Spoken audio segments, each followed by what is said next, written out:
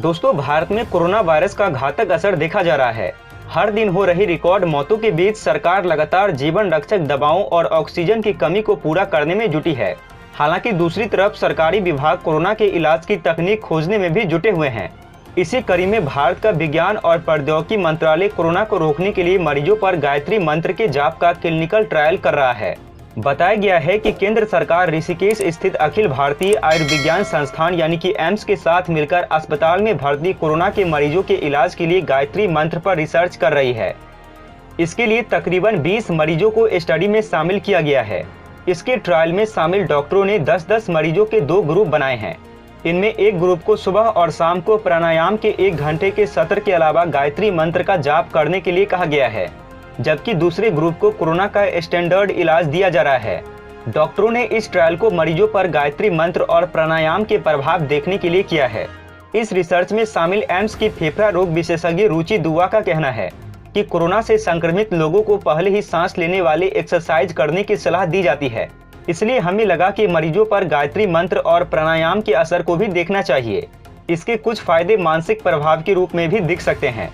एक रिपोर्ट के मुताबिक केंद्रीय विज्ञान प्रौद्योगिकी विभाग ने इस स्टडी के लिए 3 लाख रुपए की ग्रांट दी है।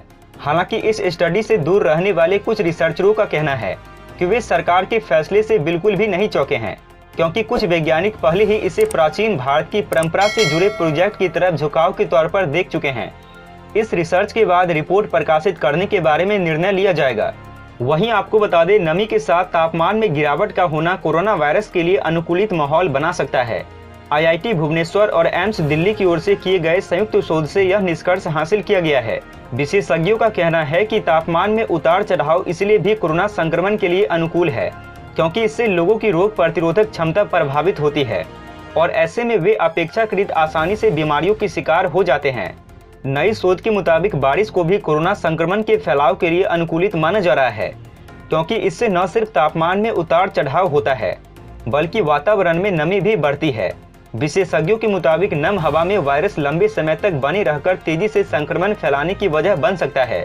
आईआईटी भुवनेश्वर और दिल्ली एम्स के शोध में दावा किया गया है कि 24 घंटे में औसतन 25 मिलीमीटर तक बारिश होने पर वातावरण में नमी का स्तर 95% तक पहुंच जाता है।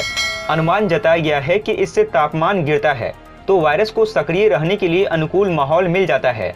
ऐसी स्थिति में लोगों को घर से बाहर निकलते समय मास्क लगाए रहना चाहिए और उसे बार बार चेहरे से हटाए या छूने से बचना चाहिए। अच्छा सुनो, चैनल को सब्सक्राइब करो, उसके बाद घंटी बजा देना ताकि अगली वीडियो आपसे मिस ना हो पाए। Thank you.